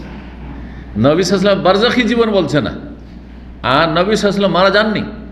মরণকে তারা অস্বীকার করে আর বলেন নবী সাল্লাল্লাহু আলাইহি ওয়াসাল্লাম হায়াতুন নবী। কথা বোঝা গেছে? কথাগুলো শোনেননি নাকি? হায়াতুন নবী, হায়াতুন নবী শোনেননি? বাঙালি সমাজ তো সবচেয়ে বেশি জানে। হায়াতুন নবীর জায়গায় ওয়াফাতুন নবী, মওতুন নবী তো জানেই না বাঙালি জাতি। ইল্লা মাশাআল্লাহ আরব দেশে এসে যদি সই আকীদা শিখে থাকে, আর না হয় আহলে হাদিস যদি হয়ে থাকে জন্মসূত্রে। কথা বোঝা গেছে? ভালো করে শোনেন, কারণ এই আকীদায় দেওবন্দিও ফেল আর বেরেলিও ফেল, সবগুলি যত তরিকাতলা আছে সবগুলি ফেল। মাতা নবী সাল্লাম মারা গেছেন বললে যদি কেউ ওয়াহাবি হয়ে যায়, তো বড় ওয়াহাবি আব্দুল্লাহ বিন আব্বাস সাহাবি, সাহাবিরা ওয়াহাবি, তাই না? আপনি বলে দেখেন ওই সমাজে, বেদাতি সমাজে গিয়ে বলে দেখেন নবী মারা গেছেন, যে কোনখানকার ওয়াহাবি চলে এসছে, ওই সব ওয়াহাবি। মাতা ফি, কোরআনে বলেছে আফাইম মিত্তা ফাহুমুল খালিদুন কুল্লু নাফসিন যায়কাতুল মউত। জি, ইন্নাকা মাইয়িতুন, হে নবী তুমি মরণশীল। মাইয়িত, মাইয়িত বাংলাও বলছেন, কোরআনে আছে। এই বিষয়ে অনেকবারই আলোচনা করেছি, আর কথা বাড়াচ্ছি না। তো এইখানে হাদিসেও পাওয়া গেল মাতা ফিয়ে, সাহাবিরা, মা আয়েশা, অন্যান্যরা যারাই বর্ণনা করছেন নবী ইন্তেকালের কথা, বলেননি যে আল্লাহর পেয়ারা হয়ে গেলেন। দেওবন্দিরা কি বলে? তিনি আল্লাহর পেয়ারা হয়ে গেলেন, হ্যাঁ, দুনিয়া থেকে বিদায় নিলেন, পরলোক গমন করলেন, এগুলো ভাষা। কিন্তু মারা গেছেন কোশ্চিন কালো বলা যাবে না, মরে গেলো বলা যাবে না। চিন্তা করেন আপনি, অতিভক্তি বেদাতির লক্ষণ, অতিভক্তি বেদাতি আকীদার লক্ষণ। একমাত্র মরবে না কে? আল্লাহ। ফাইনাল হাইয়ুল লা ইয়ামুত। আবু বকর সিদ্দিক নবী ইন্তেকালের পরে যে খুতবা দিয়েছেন তাতে ছিল মান কানা ইয়াবুদু মুহাম্মাদান ফাইন্না মুহাম্মাদান কাদ মাত। যদি কেউ মুহাম্মাদের পূজারী হইতো জেনে নাও ভালো করে যে মুহাম্মদ মারা গেছে। মাতা, ওখানেও মাতা বলেছেন। তো আবু বকর সবচেয়ে বড় ওয়াহাবী রাদিয়াল্লাহু আনহু। এই জন্য আমিও ওয়াহাবী, আলহামদুলিল্লাহ। আল্লাহ ওয়ালা ওয়াহাবী, ওয়াহাব মানে আল্লাহ ওয়ালা। জি, আর মোহাম্মদীয়, কারণ মোহাম্মদ রাসূলুল্লাহ নিঃশর্ত অনুসারী। জি, তা আমরা হচ্ছে ওয়াহাবী, আল্লাহওয়ালা। আমরা হচ্ছে মুহাম্মদী, মুহাম্মদ সাল্লাল্লাহু আলাইহি ওয়াসাল্লামের তরিকাওয়ালা, আর অন্য কোনো তরিকা নেই আমাদের কাছে। জি, তো চলেন, নবী সাল্লাল্লাহু আলাইহি ওয়াসাল্লাম বের হলেন বাসা থেকে। আসেবান রাসাহু বিখিরকাতিন, তার মাথায় একটি কাপড়ের তেনার পটি বাঁধা ছিল। ছোট গামছা থাকে এই ধরনের। মাথার ব্যথার কারণে, যন্ত্রণার কারণে মাথায় কি ছিল? পটি বাঁধা ছিল, পটি বাঁধা ছিল। জি, জ্বর ছিল। ফাকাদ আল মেম্বারে, মেম্বার বসলেন। এমনিও যে কোনো আলোচনায় নবী সাল্লাল্লাহু আলাইহি ওয়াসাল্লাম উঁচা জায়গায় ওই মেম্বারে উঠতেন। জি হ্যাঁ। ফাহামিদ আল্লাহ, আল্লাহর প্রশংসা করলেন। ওয়াসনা আলাইহি, তার গুণগান পেশ করলেন। সুম্মা কাল, তারপরে বলে ইন্নাহু লাইসা মিনান নাস আহাদুন আমান্না আলাইহি ফি নাফসি ওয়া মালি মিন আবি বকর ইবনে আবি কুহাফা। শোনো, মানুষের মধ্য থেকে আমার ওপর সবচেয়ে বেশি অনুগ্রহকারী জীবন দিয়ে, ফিনাফসি জীবন দিয়ে এবং ধন সম্পদ দিয়ে আবু বকর বিন আবি কুহাফা, আবু কুহাফার সন্তান আবু বকরের চাইতে বেশি কেউ নেই। মানুষের মধ্য থেকে জীবন দিয়ে এবং ধন সম্পদ দিয়ে অনুগ্রহকারী আবু বকর বিন আবি কুহাফার চাইতে বড় আর কেউ নেই আমার ওপর। মানে সবচেয়ে বড় অনুগ্রহকারী আমার ওপর হচ্ছে জান দিয়ে মাল দিয়ে, যেটা বলি জান দিয়ে মাল দিয়ে, কে? আবু বকর সিদ্দিক রাদিয়াল্লাহু তাআলা আনহু। তার বাবার নামও বা কন্যা ছিল আবু কুহাফা। আবু কুহাফা নাম কেউ বলতে পারে? আবু বকরের নাম কি? রাদিয়াল্লাহু আব্দুল্লাহ। মাশাআল্লাহ। বাপের নাম কি? এটা বললে একদম 100-100 পেয়ে, তাই না? পাইনি। এই জন্য আবদুল্লাহ বিন উসমান বাপের নাম ছিল উসমান, শুনে রাখেন। জি, সাধারণত মানুষ চর্চা করে না, কারণ আবু কুহাফা। জি, যেমন আবু বকর, কেউ আবদুল্লাহ বলে ডাকে না, তো কোনো হাদিসও পাওয়া যাবে না, কিন্তু আছে তার জীবনীতে যে তার নাম ছিল আবদুল্লাহ, কিন্তু খ্যাতি লাভ করেছিলেন আবু বকর নাম। ওই রকমই তার বাবা ওসমান নামটা কেউ বলতো না, সব আবু কুহাফা। তো কি বলছেন তারপরে, যে ওয়ালাউ কুনতু মুত্তাখিযান মিনান নাসি খালিলান, আমি মানুষের মধ্য থেকে কাউকে যদি অন্তরঙ্গ বন্ধু হিসেবে গ্রহণ করতাম, লাত্তাখাযতু আবু বকরিন খালিলান, তা আবু বকর রাদিয়াল্লাহু তাআলা আনহুকে আমি খালিল অন্তরঙ্গ বন্ধু হিসেবে গ্রহণ করতাম। ওয়ালাকিন খুল্লাতুল ইসলাম আফজাল, তবে ইসলামের অন্তরঙ্গ হওয়া বা ইসলামের ভালোবাসা হচ্ছে সবচেয়ে উত্তম। মানুষের জন্য আমার পক্ষ থেকে ইসলামের খাতিরে যে ভালোবাসা সেটি হচ্ছে উত্তম, বাকি অন্তরঙ্গ বন্ধু আমার আল্লাহ রাব্বুল আলামিন। সুদ্দু আন্নি কুল্লা খাওখাতিন ফি হাযাল মাসজিদি গায়রা খাওখাত আবি বকরিন, আমার থেকে এই মসজিদের প্রতিটি ছোট ছোট দরজা বন্ধ করে দাও, গায়রা খাওখাত আবি বকরিন, আবু বকর সিদ্দিক রাদিয়াল্লাহু তাআলা আনহুর বাড়ির সামনে ছোট দরজাটি ছাড়া সবার দরজা বন্ধ করে দাও। সবাই আসছে চারিদিক থেকে, এরকম না। ওতে হয়তো কি যে কখনো কুকুর ঢুকে গেল, এদিক থেকে ওইদিক ঢুকে গেল, না, দরজা কম থাকলে কন্ট্রোল করা যায়, কিন্তু চারিদিক খোলা থাকলে তো মুশকিল। সেজন্য নবী সাল্লাল্লাহু পরে বন্ধ করার হুকুম দিয়েছিলেন। 81 নম্বর অধ্যায় বলছেন বাবুল আবওয়াব ওয়াল গালক লিল কাবাতে ওয়াল মাসাজিদ। এই অধ্যায় হচ্ছে মসজিদের দরজা তৈরি করা। মসজিদের দরজা তৈরি করা যাবে কি না খোলা রেখে দিতে ওপেন, এটা একটা মশলা। আরেকটি হচ্ছে ওয়াল গালক, দরজা যখন আছে তো দরজাকে সবসময় 24 ঘন্টা খোলা রাখা জরুরি, নাকি ওয়াল গালক বন্ধের ব্যবস্থা করা, লিল কাবা কাবা ঘরের, ওয়াল মাসাজিদ অন্যান্য মসজিদের। তাহলে মাসলা হচ্ছে আল্লাহর ঘর কাবা, যেখানে সবাই সমান, কিন্তু ঠিক না, যেখানে সবাই সমান, কিন্তু তারপরও কাবা ঘরের দরজা বন্ধ রাখা, এক তো কাবা ঘরের দরজা আর তারপরে বন্ধ রাখা, এটার হুকুম কি? আর অন্য অন্য মসজিদের দরজা তৈরি করা, দরজা রাখা, যে আমি খাস জায়গাতে একটা দরজা রাখবো এইদিকে, বা যেদিকে মনে করলো মসজিদের মালিকরা যেখানে মনে করলো সুবিধা দরজা রাখলো, আর দরজা বন্ধ করারও ব্যবস্থা রাখলো, যে সেটা যেইভাবে হোক না কেন। সেই যুগে জিঞ্জির দিয়ে, শিকল দিয়ে বন্ধ করা হইতো, অথবা তারপরে কি হলো, উন্নত হলো ছিটকানি, তারপরে কাঠের দরজাগুলো তো আমাদের দেশে কাঠের থাকতো, কি বলে ওটাকে, খিল, আচ্ছা, হ্যাঁ, খিল, যে কোনো খিল, আচ্ছা। আর তারপরে আমাদের অঞ্চলটাকে হুড়কা বলে, হুড়িয়ে ঢুকাই তো, ওই জন্য হুড়কা। ও মাশাআল্লাহ, দেখেন না, কোন ডিস্ট্রিক্টে বাড়ি আপনার? এই কুষ্টিয়ার শুদ্ধ ভাষা তো দেখেন। তো হুড়কাটা বুঝেন, তাহলে আপনারা বলেন আর কি, আমরা হুড়কাটাই জানি। তো অনেক দিন থেকে সব বলি না, কারণ ওইসব তো উঠে গেছে। আর ছিটকানির যুগ গেল, তারপরে তখন ওইসবও গেল, সব লক, এইদিকে লক, ওইদিকে লক, তালা। আচ্ছা, এক সময় তালা ঝুলতো, তালা ঝোলাও বাদ গেছে, এখন তালা চাবি এইদিকে চাবি দিয়ে খুলছে, আবার ওইটাকে ওইদিকে লাগিয়ে দিলে ওইটাই কাজ দিচ্ছে। আল্লাহু আকবার, কত উন্নতি হয়েছে। মনে হচ্ছে যেগুলো কোন কালকার কথা, কিন্তু আমাদের জীবনে এগুলো সব হয়েছে। তো আমরা পুরনো যুগ পেয়েছি, নতুন যুগ পেয়েছি। মাঝে মাঝে বলি যে আমি এমন এক ব্যক্তি, আলহামদুলিল্লাহ, কাদিম জাদিদ দুটোর সমন্বয়, কাদিম জাদিদ দুটোর সমন্বয়। খড়ের বাড়িতেও ঘুমিয়েছি, টালির বাড়িতেও ঘুমিয়েছি, মাটির বাড়িতেও ঘুমিয়েছি, আবার টিনের বাড়িতেও ঘুমিয়েছি, সে নিজের হোক আর অন্যের হোক, আবার পাকা বাড়িতেও ঘুমিয়েছি, রাজ প্যালেসের মতো 5 স্টার তাতেও ঘুমিয়েছি। সবগুলি সমান, একসময় যেতে হবে মাটির তলে, কিচ্ছু না আসলে। বোঝা গেছে? জি, আলহামদুলিল্লাহ। ঈমান যদি থাকে, আমল ভালো থাকে তো কামিয়াব। আল্লাহু আকবার, আল্লাহ তৌফিক দান করুন। তো মসজিদ বন্ধ করার অধিকার আছে। কেউ যদি এসে বলে, ইমাম বুখারী এই জন্যই অধ্যায় কায়েম করেছে, কেউ যদি বলে যে মসজিদ আল্লাহর ঘর, বন্ধ করার কার অধিকার আছে? 24 ঘন্টা খোলা থাকবে, যার যখন ইচ্ছা আসবে মসজিদে বাদবন্দি করবে, তাই না? সেই জন্য তিনি বলছেন না, মসজিদে দরজা তৈরি করা আর দরজা বন্ধের ব্যবস্থা করা জায়েজ। জি। কাল আবু আবদুল্লাহ, ইমাম আবু আবদুল্লাহ কুনিয়াতকার ইমাম বুখারী রাহিমাহুল্লাহ। ইমাম বুখারী বলছেন ওয়া কাল আলী আবদুল্লাহ, কাল আবু আবদুল্লাহ বলছেন, তার মানে এই কথাগুলি যে লিখেছেন তার ছাত্র ইমাম ফিরাবরি অথবা অন্যরা অনেকে লিখেছেন।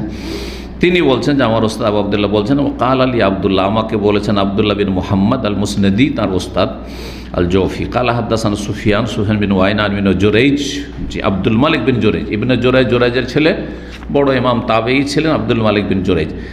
কাল আলী ইবনে আবি মালাইকা, আমাকে ইবনে আবি মালাইকা বলেছেন, ইবনে আবি মালাইকা বলেছেন, ইয়া আব্দুল মালিক, হে আব্দুল মালিক। ইবনে আবি মালাইকা তাবেঈ বলছেন, হে আব্দুল মালিক। আব্দুল মালিক কাকে বলে? ওই যে আব্দুল মালিক বিন জুরাইজ, হ্যাঁ, তার ছাত্রকে বলছেন, লাউ রাআইতা মাসাজিদ ইবনে আব্বাসিন ওয়া আবওয়াবাহা, তুমি যদি দেখতে আব্দুল্লাহ বিন আব্বাস রাদিয়াল্লাহু তাআলা আনহুমার তৈরিকৃত মসজিদগুলি এবং তার দরজাগুলি কতই না চমৎকার ছিল।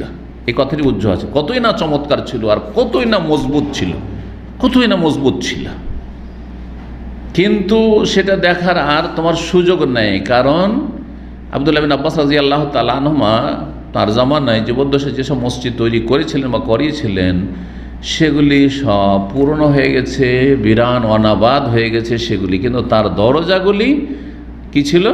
খুব মজবুত ছিল এবং মসজিদ, হ্যাঁ, দেখতেও খুব সুন্দর ছিল, যে নির্মাণও খুব সুন্দর ছিল আর দরজাও খুব সুন্দর ছিল। এই কথাই বলছেন এখানে। তা আব্দুল্লাহ বিন আব্বাস রাদিয়াল্লাহু তাআলা আনহুর তাহলে অনেক মসজিদ ছিল, ভাষ্যকারগণ এতটুকু বলেছেন যে সেই মসজিদগুলি ছিল কিন্তু বিরান হয়ে গেছে, বিরান হয়ে গেছে মসজিদ। তার মধ্যে একটি মসজিদ এখন তায়েফের ভাই আছেন, মসজিদ আব্দুল্লাহ বিন আব্বাস রাদিয়াল্লাহু তাআলা আনহু বলে প্রসিদ্ধ রয়েছে। আমি একবার গেছি ওই মসজিদে, ওখানে তার কবর আছে। অনেক রাতে একবার গেছিলাম প্রথম ছাত্র জীবনে। আর তায়েফ, আমি সৌদি আরবের মধ্যে সবচেয়ে কম যেই শহরে গেছি সেটা হচ্ছে তায়েফ, আর বাকি জিজান বহুবার গেছি, আবহা অনেকবারই গেছি, আল বাহাও গেছি, সব জায়গায় আর যতগুলি আছে ওইদিকে তাবুক সবই গেছি। কিন্তু এই আপনার এই তায়েফটা মাঝখানে রাস্তা, এর উপর দিয়ে অনেকবারই গেছি, কিন্তু তায়েফে ঘুরে ঘুরে শহরে এমনি হালকা ঘোরা হয়েছে হয়তো, এই আর কি। তো যাই হোক, সেখানে একটা মসজিদ আছে আব্দুল্লাহ বিন আব্বাস রাদিয়াল্লাহু তাআলা আনহু নামে। তো দেখেন, এই হাদিসে আর একটা মসলা বোঝা যায় যে মাসাজিদ ইবনে আব্বাস রাদিয়াল্লাহু তাআলা আনহুর মসজিদ, বোঝা গেল যে কোনো ব্যক্তির সাথে মসজিদকে সম্পৃক্ত করে নামকরণ করা জায়েজ। সুতরাং আপনি মসজিদ তৈরি করে দিলেন গ্রামে, আর যদি আপনার নাম রেখে দেন তো জায়েজ, কিন্তু আপনার নিয়ত উপর নির্ভর করে। যদি আপনার নিয়ত হয় যে যাতে আমাকে লোকে জানে শোনে যে আমি মসজিদ বানিয়েছি, তাহলে কিন্তু নেকি গেল। যত মানে এইরকম নিয়তটা হবে তত নেকি বাতিল হবে। এক সময় তো কিছুই পেলেন না এমনটা, কিন্তু যেই ব্যক্তি বানিয়েছেন তিনি নয়, অন্যরা যদি নামকরণ করে ভালো কথা, ভালো কথা। যেমন এই মসজিদ, আমাদের ইসলামিক সেন্টার মসজিদ যারা বানিয়ে দিয়েছে নাম কিন্তু দেয়নি ওরা, এই জন্য কোনো বোর্ডও নাই, কিন্তু আমরা এই মসজিদ জানি, মসজিদ বা হোসেন বলে জানি, কারণ ওনারা তৈরি করে দিয়েছেন, ওই মালিক তৈরি করে দিয়েছেন রাহিমাহুল্লাহ। যারা বেঁচে আছেন আল্লাহ তাদের জাযায়ে খায়র দান করেন। জি, 468 নম্বর হাদিস। কালা হাদাস আবু নোমান কতাইবা ইবনে সাঈদ, তারপরে বলছেন সাহাবী আব্দুল্লাহ বিন ওমর রাদিয়াল্লাহু তাআলা আনহু হতে বর্ণিত, আন্নান নবী সাল্লাল্লাহু আলাইহি ওয়াসাল্লাম কাদিয়া মক্কা, তো নবী সাল্লাল্লাহু আলাইহি ওয়াসাল্লাম মদিনায় না মক্কায় আগমন করলেন। ফাদা উসমান ইবনে তালহা, তারপর উসমান বিন তালহাকে ডাকলেন। উনি ছিলেন কাবার দারওয়ান বুঝেন তো, গেটম্যান, হ্যাঁ, যার কাছে চাবি ছিল। উসমান বিন তালহা আল হাজাবি, প্রাচীন যুগ থেকে এই বংশের কাছেই চাবি ছিল। তো নবী সাল্লাল্লাহু আলাইহি ওয়াসাল্লাম যখন মক্কা বিজয় হলো, তখন আর ওই বংশ থেকে চাবিটা কেড়ে নিলেন না, যে বংশ পরম্পরা যখন তোমাদের বংশে চলে আসছে চাবি, অথচ অপ্রসিদ্ধ সাহাবী তিনি, অপ্রসিদ্ধ, অনেক প্রসিদ্ধ সাহাবী, বড় বড়, হ্যাঁ, প্রবীণ সাহাবী রয়েছেন, কিন্তু তার কাছ থেকে নিয়ে না অমুককে দিতে হবে না, ওই বংশের কাছে আছে, থাক ওই বংশের কাছে থাক। ডাকলেন যে খুলতে হবে, কাবা খুলতে হবে। এখন পর্যন্ত কিন্তু ওই বংশ আছে, এখন পর্যন্ত এই উসমান বিন তালহা আল হাজাবি এই বংশের কাছেই কাবা ঘরের চাবি আছে, বংশ পরম্পরা চলে আসছে। ফাফাতাহাল বাবা, তারপরে উনি এসে দরজা খুললেন। ফাদাখালান নবী সাল্লাল্লাহু আলাইহি ওয়াসাল্লাম, নবী সাল্লাল্লাহু আলাইহি ওয়াসাল্লাম প্রবেশ করলেন কাবা ঘরের ভিতরে। ও বেলাল ও ওসামা ইবনে যায়েদ ও ওসমান ইবনে তালহা, বেলাল ঢুকলেন, বেলাল, হ্যাঁ, যে মুয়াজ্জিন রাসূলুল্লাহ মদিনার, ওসামা বিন যায়েদ রাসূলুল্লাহ খুব প্রিয়, হ্যাঁ, যে যায়েদ বিন হারিসার ছেলে, আর উসমান বিন তালহা যিনি হচ্ছেন দারওয়ান, তিনিও প্রবেশ করলেন। সুম্মা উগলে কালবাব, তারপরে দরজা কি করা হইল? বন্ধ করে দেওয়া হলো। সেই যুগে জিঞ্জির শিকল দিয়ে বন্ধ করার ব্যবস্থা, শিকল ভিতর থেকে বন্ধ করার ব্যবস্থা ছিল, বন্ধ করে দেওয়া হলো। তাহলে বোঝা গেল যে মসজিদ প্রয়োজনে বন্ধ করা যেতে পারে, মসজিদ প্রয়োজনে না এই সময় সবার ঢোকা চলবে না, এটা তার সলাতের সময় নাই যে সবার জন্য ঢুকতে দিতে। সলাৎ পড়া হয়েছে, বেরিয়ে যান আপনারা, এখন আমরা বন্ধ করে দেবো, অধিকার আছে, নিরাপত্তার বিষয় রয়েছে, বিভিন্ন বিষয় থাকতে পারে। অনেক অসৎ লোকেরা আছে, এখানে এসে শুয়ে থাকবে, মদ করে এসে শুয়ে থাকবে, পাপি শুয়ে থাকবে এসে। সুতরাং এই মাসলা আপন জায়গায় স্বীকৃত এবং এতে কোনো ইখতিলাফ নাই যে মসজিদ সালাত শেষ হয়ে গেলে বন্ধ করতে পারবে মসজিদ কর্তৃপক্ষ। জি, ফালাবে সাফিহে সাআতান, বেশ কিছুক্ষণ। আজকালকার মানে 60 মিনিটের 1 ঘন্টা, কিন্তু তখনকার মানে কিছু মুহূর্ত, কিছু সময় ভিতরে অবস্থান করলেন রাসূলুল্লাহ সুম্মা খারাজু, তারপরে সবাই বেরিয়ে গেলেন। কালা ইবনে উমর, আব্দুল্লাহ ইবনে উমর কিন্তু একটু পিছিয়ে গেছিলেন, যাননি, ভিতরে ঢোকার চান্স পাননি। ফাবাদার, তো তাড়াতাড়ি গেলাম আমি, ফাসাল তো বেলাল, কিন্তু দরজা যেহেতু বন্ধ হয়ে গেছে আর তো ভিতরে যাওয়া হলো না, তো বাইরেই ছিলাম। বেলাল রাদিয়াল্লাহু তাআলা যখন বেরিয়ে আসলেন তখন তাকে জিজ্ঞাসা করলাম, ফাকাল সাল্লাফি, কি জিজ্ঞাসা করেছিলেন? যে ভিতরে তো নবী সাল্লাল্লাহু প্রবেশ করেছিলেন, তো তিনি কি সালাত আদায় করলেন না এমনি ঘুরে টুরে চলে আসলেন, দোয়া টোয়া করে চলে আসলেন? জি, একজন বর্ণনা করেছেন, অন্য একটা রিওয়ায়াতে রয়েছে যে না, শুধু বিভিন্ন কোনা, 4 কোনাতে একটু ঘুরলেন আর দোয়া করে চলে আসলেন। আর এই হাদিসে রয়েছে যে না, তাতে 2 রাকাত সালাত আদায় করেছেন, সালাত আদায় করেছেন। তাহলে কোনটা নেওয়া যাবে? এই ক্ষেত্রে মুহাদ্দিসিনদের নীতিমালা কায়দা হচ্ছে, যার কাছে অতিরিক্ত নলেজ আছে তার কথা গ্রহণযোগ্য, যার কাছে অতিরিক্ত নলেজ আছে তার কথা গ্রহণযোগ্য। এই কায়দাটা জেনে রাখেন। ধরে একটা লোক বলছেন না, উনি একটা লোক বলছে অমুক ব্যক্তি অমুক দেশে আসেনি, বোঝা গেছে। আরেকজন বলছেন না, উনি তো এসছেন। কোনটা নেবেন? যিনি বলছে এসছেন, কারণ হতে পারে যে বলছে আসেননি ওর জানার নাই যে এসেছে, কিন্তু কোনো এক সময় এসেছে, ও ব্যক্তি ও জানছে, আর একজন জানছে। সুতরাং যেই ব্যক্তি জানছে তার কথা যে জানে না তার উপর হুজ্জত। জি, তো এখানে ইতিবাচক যেটা সেটাকে নেওয়া যাবে। বলছেন, জিজ্ঞেস করলাম কি সাল্লাহ, তারপরে উত্তরে বললেন সাল্লাফি, হ্যাঁ সালাত আদায় করেছেন। ফাকুল তো ফি আইয়েন, কোন জায়গায় সালাতটা আদায় করেছেন, জায়গাটা জানতে চাইলেন, কোনখানে সালাতটা আদায় করলেন। কালা বাইনাল উস্তুয়া নাতাইনে, 2টো খাম্বার মাঝখানে, 2টো খাম্বার মাঝখানে। কালা ইবনে উমর, আব্দুল্লাহ ইবনে উমর রাদিয়াল্লাহু আনহু বলছেন, ফাযাহাবা আলাইয়া আন আসালু কাম সাল্লা, কিন্তু আমি সুযোগ, জাহাবা আলাই মানে এই চান্সটা চলে গেল, সুযোগটা হাত ছাড়া হয়ে গেল। জাহাবা মানে চলে যাও, এই সুযোগটা চলে গেল যে আন আসাল, তাকে জিজ্ঞাসা করবে এই সুযোগটি, কাম সাল্লা, যে কয় রাকাত সালাত আদায় করলেন রাসূলুল্লাহ সাল্লাল্লাহু আলাইহি ওয়াসাল্লাম। তো এখানে যে বিষয়টি এখানে প্রমাণ করতে সেটা হচ্ছে মসজিদে দরজা তৈরি করা আর মসজিদে কি করা, হ্যাঁ বন্ধের ব্যবস্থা করা, মসজিদ বন্ধ, আগলাকা ইউগুলো থেকে গালাক, জি হ্যাঁ তালার ব্যবস্থা করা, যে কোনো রকমের তালা হোক অথবা অন্য কোনো কিছু দিয়ে বন্ধ করা হোক, ভিতর থেকে হোক বাহির থেকে হোক। 82 নম্বর অধ্যায়, বাবু দখুলিল মুশরিকিল মসজিদা, এই অধ্যায় হচ্ছে মসজিদে কোনো মুশরিক কাফেরের প্রবেশ। মাসলা কিন্তু গত সপ্তাহে আলোচনা করেছি, গত সপ্তাহে আলোচনা হয়ে গেছে, শুধু এই জন্য সংক্ষেপে আমরা হাদিসটা তর্জমা করে চলে যাচ্ছি। 469 নম্বর হাদিস, সাহাবী আবু হুরায়রা রাদিয়াল্লাহু তাআলা আনহু থেকে কে শুনেছেন? সাঈদ ইবনে আবি সাঈদ আল মাকবুরি রাহিমাহুল্লাহু তাআলা ইয়াকুল, তিনি বলেন, সাহাবী আবু হুরায়রা, বাসা রাসূলুল্লাহ খাইলান কিবালা নাজদ, রাসূলুল্লাহ সাল্লাল্লাহু আলাইহি ওয়াসাল্লাম একদল অশ্বরোহীকে প্রেরণ করলেন নাজদের দিকে। নাজদের দিকে, অশ্বরোহী কি বলেছিলাম? যারা ঘোড়ার পিঠে যুদ্ধ করে, জি জি, অশ্ব আরোহী, নাজদের এলাকা, এই রিয়াজ থেকে কাসিম এলাকা। ফাজাআত বিরাজুলিন মিন বানি হানিফা, একজন লোককে ধরে নিয়ে আসলো সেই অশ্বরোহী দল বানু হানিফা বংশের, বানু হানিফা বংশের। ইউকালু লাহু সুমামা বিন ওসাল, তাকে বলা হতো, মানে তার নাম ছিল সুমামা বিন ওসাল। ফারাবাতু হবে সারিয়াতি মিন সাওয়ারিল মসজিদ, যেহেতু সে কাফের হারবি ছিল, বন্দী হয়েছিল, তাকে নিয়ে এসে মসজিদের খুঁটিগুলির কোনো একটি খুঁটিতে বেঁধে দেওয়া হইল। এখান থেকে ইমাম বুখারী কি প্রমাণ করলেন? যে মসজিদে মুশরিকের প্রয়োজনে প্রবেশ করা, সেটা বন্দী হোক অথবা কোনো অতিথি মেহমান হোক, প্রয়োজনে মেহমান, একটা অনুষ্ঠান চলছে, একটা অমুসলিম মেহমানকে আমাদের ইসলামী অনুষ্ঠানে নিয়ে আসতে হবে, আমাদের জন্য অন্য হল, আর তারপর আমরা কমিউনিটি হল ভাড়া করবো, এটা তো আল্লাহ ফরজ করেননি, জায়েজ আছে। একমাত্র কোন মসজিদে জায়েজ নয় বলেছি? মসজিদে হারামে জায়েজ নয়, আর মসজিদ নববী বা মদিনারও হুদুদে হারামে আইনগতভাবে নিষিদ্ধ রয়েছে, কিন্তু কোরআনে কারীম দ্বারা যেটা কঠোরভাবে নিষেধ সেটা হচ্ছে মসজিদে হারাম, মানে মক্কার হারামের এলাকায় প্রবেশ করা নিষেধ। জি। 83 নম্বর অধ্যায় বাবু রফি সৌতি ফিল মসজিদ। এই অধ্যায় হচ্ছে মসজিদে উচ্চস্বরে কথা বলা। মসজিদে জোরে জোরে কথা বলা জায়েজ নয়, অপছন্দনীয়। আর খুব বেশি হলে তখন না জায়েজ।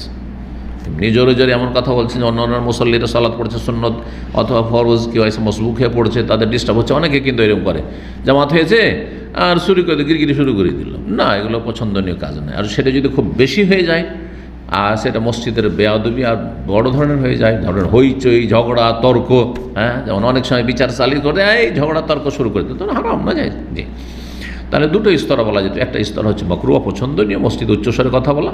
আর একটি হচ্ছে কি করা, না জায়েজ, না জায়েজ।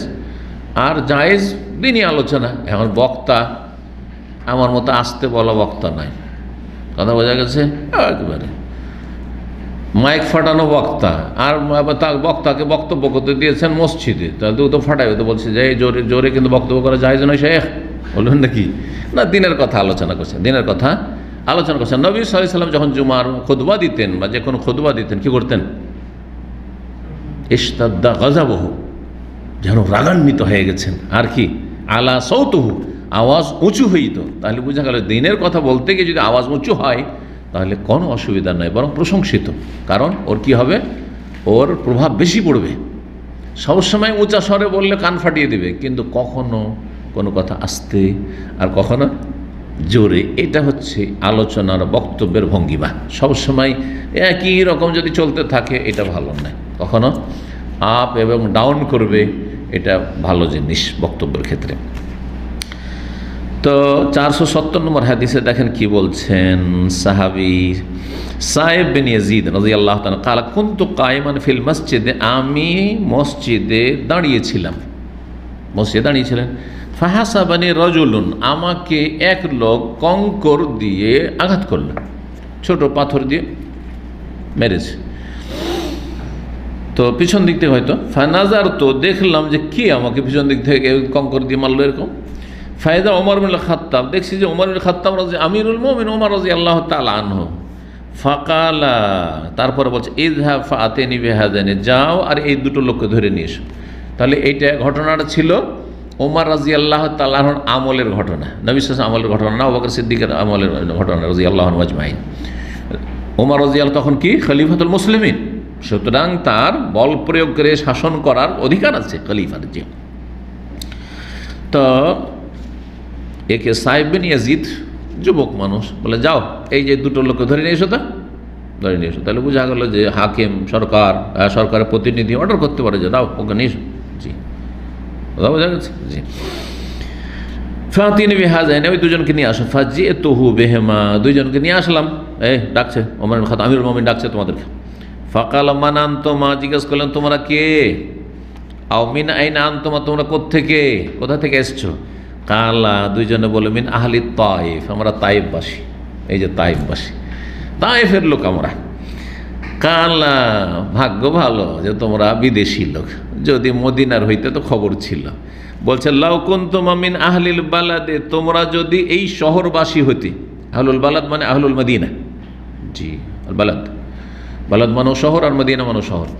যদি তোমরা মদিনার বাসিন্দা হতে তাহলে তো তোমাদের কোনো ওজর ছিল না, তোমাদের কোনো ওজর ছিল না। কারণ মদিনায় দিনের চর্চা সবচেয়ে বেশি হচ্ছে, দিন শেখানো হচ্ছে, ইসলাম শেখানো হচ্ছে। আর মসজিদে নবীর আদব এহতেরাম জানবে না মদিনা বসবাস করে, এটা তো চলবে না। তো বলছে তোমরা যদি এই মদিনা শহরের বাসিন্দা হতে, লাউ জাতুকুমা, অন্য রিওয়ায়াত লাউ আউ জাতুকুমা দারবান, তোমাদেরকে শক্ত মার দিতাম, ভালো করেই তোমাদেরকে গরম করতাম। লা আউজা, আউজা ইউজেও মানে তোমাদেরকে ব্যথা দিতাম। ওয়াজউন, ওয়াজা কাকে বলা হয়? ব্যথা। ওয়াজা বলা হয় পেনকে, আলম মানেও পেন হয়, আর ওয়াজা মানে পেন হয়। তো লা আউজা, তোমাদেরকে মার দিতাম। এক কথায় ভাব অর্থ হচ্ছে তোমাদের কি করতাম? মার দিতাম। কেন? তারফান আসওয়াতাকুমা মিন ফি মসজিদে রাসূলুল্লাহ সাল্লাল্লাহু আলাইহি ওয়াসাল্লাম, তো রাসূলুল্লাহ সাল্লাল্লাহু আলাইহি মসজিদে তোমরা উচ্চ স্বরে কথা বলছো, হ্যাঁ, হইচই করছো, জোরে জোরে দুইজনে কথা বলছিল। তখন আমিরুল মুমিনিন বলে এই দুটো লোককে নিয়ে এসো তো, এরকম হইচই করে কথা বলছে কেন মসজিদের ভিতরে। 471 নম্বর হাদিস, আর এতে ইনশাআল্লাহ তাআলা আজকে শেষ হবে। বলছেন ইমাম ইবনে শিহাব জোহরি রাহিমাহুল্লাহ তাবি হাদ্দাসানি আব্দুল্লাহ বিন কাব বিন মালিক, আব্দুল্লাহ বিন কাব বিন মালিক বর্ণনা করেছেন আন্না কাব বিন মালিক, তার বাবা এই আব্দুল্লাহ বিন কাব বিন মালিকের বাবা হচ্ছেন কাব বিন মালিক রাদিয়াল্লাহু আনহু, প্রখ্যাত সাহাবী। যে তাবুকের যুদ্ধে 3 জন সাহাবী, সম্মানিত সম্ভ্রান্ত সাহাবী, যাবো করে আর যেতে পারেনি। আর সাথীরা ছুটে গেল, কোন দিকে যাবো, এত দূর রাস্তা, তো মরুভূমি, তো খুঁজেই পাবো না, তো হারিয়ে যাবো, আর যেতে পারলেন বেচারা। বাকি মোনাফিকরা যায়নি, মোনাফিকদের কোনো শাস্তি দেওয়া হয়নি, কারণ আখিরাতে রিক্স তারা শাস্তি। কিন্তু এই 3 জনের জন্য কি করা হয়েছিল, বিশেষ করে কাব বিন মালিকের জন্য 50 দিন বয়কট করা হয়েছিল, আর তারপরে তওবা কবুল হয়েছিল। ওয়া আলা সালাসাতিল্লাযিনা খুলিফু, এই 3 জনের কথা আল্লাহ কোরআনে কারীমে বর্ণনা করেছেন। তো এই কাব বিন মালিক প্রসিদ্ধ আখবরাহু বলছেন আন্নাহু তাকাজা ইবনে আবি হাদরা, ছেলেকে তিনি এই ঘটনা শুনিয়েছেন যে তিনি আবু হাদরাদের ছেলের কাছে টাকা পয়সা পেতেন, পাওনার তাগাদা করলেন। এর আগে হাদিস কিন্তু গেছে গত জুমার দিন, ঠিক না? কিসের পাওনা? দাদাইনান কানা আলিহে, যা তার উপর ছিল, তার কাছে পেতেন কাব বিন মালিক। ফি আহাদে রাসূলুল্লাহ সাল্লামের আমলের ঘটনা, ফিল মসজিদে নববীতে ওর সাথে দেখা হয়েছে, এই তোমার কাছে টাকা পাবো, টাকাটা দিতে পারো না তুমি, আর কতদিন এরকম করে তুমি লেট করবে, টাকাটা দাও, অধিকার আছে। তাই তিনি চেয়েছেন, তাগাদা করলেন। ফারতাফাত আসওয়াতহুমা, তখন তিনি হয়তো গরম মানুষ ছিলেন, নাই তো কি করবো, আমি দিতে পারছি না আমি এখন। কথা বোঝা গেছে? অনেকে টাকা ধার নেবে, কিন্তু তারই গলা জোর বেশি, আবার গায়ের জোর বেশি, গলারও জোর বেশি, এরকম আছে আমাদের দিনী ভাইদের মধ্যে যদি থাকে, তাহলে যারা দুনিয়াবি ভাই তাদের কি অবস্থা, কথা বোঝা গেছে? তো দিনী ভাইদেরই যদি অবস্থা এরকম নাজেহাল হয়, তাহলে দুনিয়াবি ভাই যারা দুনিয়ামুখী, দুনিয়া কামড়ে ধরে আছে, আব্দুদ্দিন আর আব্দুদ্দির হাম, পয়সার বাচ্চা, তাদের যে কি অবস্থা, আল্লাহ হেফাজত করুন। তো ফারতাফাত আসওয়াতহুমা, 2 জনের আওয়াজ উঁচা হয়ে গেল। হাত্তা সামিআ রাসূলুল্লাহ সাল্লাল্লাহু আলাইহি ওয়া ফি বাইতিহি, রাসূল নিজের বাড়িতে আছেন, আর এরকম তাদের হইচইয়ের আওয়াজ শুনতে পাচ্ছেন। ফাখারাজা ইলাইহিম রাসূলুল্লাহ, তাদের দিকে বেরোলেন, ব্যাপারটা কি দেখি তো, মানে ঝগড়া লেগে গেছে মসজিদের ভিতরে, এরকম হইচই শুরু হয়ে গেছে। হাত্তা কাশাফা সিজফা হুজরাতিহি, তার কক্ষের পর যে পর্দা ঝোলানো ছিল সেটিকে খুললেন, সরালেন। ওয়া নাদা, তারপর ডাক দিলেন, দেখছেন কাব বিন মালিক, আর বিশিষ্ট সাহাবী, ইয়া কাব বিন মালিক, এই কাব বিন মালিক, কি ব্যাপার? তার লব্বাইক ইয়া রাসূলুল্লাহ, হে আল্লাহ রাসূল, আমি হাজির, লব্বাইক ইয়া রাসূলুল্লাহ। কখন বলবেন এটা? রাসূলুল্লাহ সাল্লাল্লাহু আলাইহি ওয়াসাল্লাম জীবদ্দশায় বলা হয়েছে, কিন্তু ইন্তেকালের পরে এইভাবে বলা যাবে না। জি। তো তারপরে ঘটনা জানলেন যে এই আর রাসূলুল্লাহ, ওর কাছে টাকা পাবো, টাকা দেয় না, ওরকে টাকা চেয়েছি, তো আরও উল্টো, হ্যাঁ সেই উঁচা আওয়াজে কথা বলছে।